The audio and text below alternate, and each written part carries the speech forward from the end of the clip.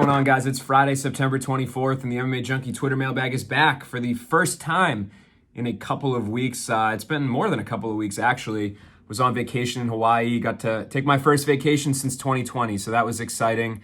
And then I jumped right back into work with San Jose last week, so I was kind of scrambling to pick up everything in the mailbag. Just had to take a couple weeks off, but we're back. We're better than ever. You guys sent in a bunch of questions, so and what better week to bring it back? UFC 266, massive card, really fun for the hardcores, the MMA inner circle. And you guys had a bunch of questions, so let's just jump right into it. First question from Izzy Nebula: any reason why Diaz made the late weight class change request? Why didn't Lawler's camp counter with the catch weight 175, 180? Why give Diaz everything he wants? If you're asking me to solve the puzzle that is Nick Diaz, I'm not sure that I'll have many answers for you, but to me, I'm not one that likes to speculate, but if you look at the pictures that Nick Diaz was posting online of his comeback when he was announcing, hey, I want to fight again, I want the UFC to give me a fight, and his team were posting them, Diaz was really shredded. He had, some solid abs going on. He looked like he was in really good triathlon sort of shape. And then when he showed up for fight week, I don't think that the promos, the shadow boxing is as bad as everyone made it out to be, but he did look a little thicker. He did look like some of those abs were a little less visible. So to me, maybe he got into this and thought, hey, why am I cutting all this weight? Why not just fight Robbie at 185?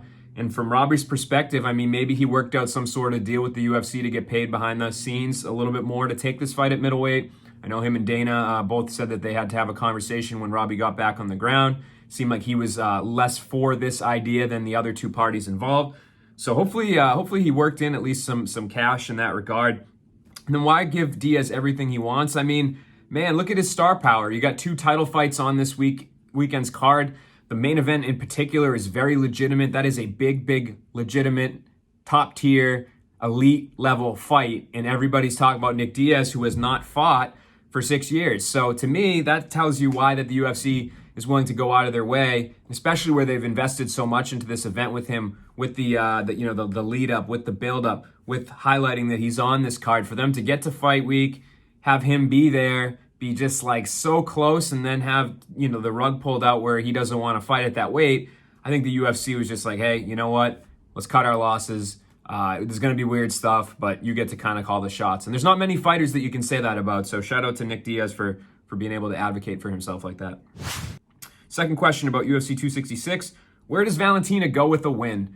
I think there's only one answer to this question, and that's Amanda Nunes. If Amanda Nunes goes out there and she defeats Juliana Pena later this year, that's the fight to make. And I know Amanda's up 2-0, but I think there's been so much that's happened since then. And honestly, neither one of them are beatable in their weight classes. So why not pair them up, see how far they've come, see if Valentina's made the adjustments that she needs in order to go out there and beat Amanda. I think it would be a tough fight for her, but I think it's one that's had enough time in between the second and third meetings for people to get excited again. That's the fight to book. Fingers crossed. I know Dana White said that he would look into it if both fighters win.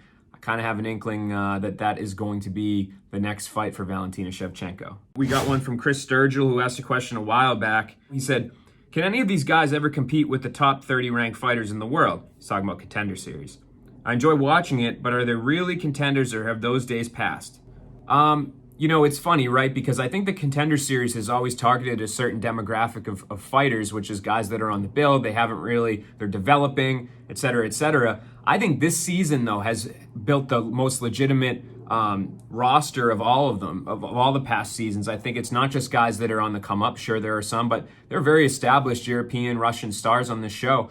If you go back and look at the track record of The Ultimate Fighter, it took a little while for guys to start fighting for belts and whatnot. There's a development period even in the UFC.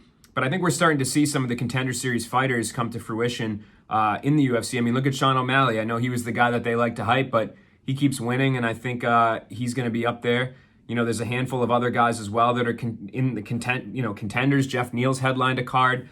You've got a handful of other guys as well. So you got Macy Barber, too, who's continuing her climb.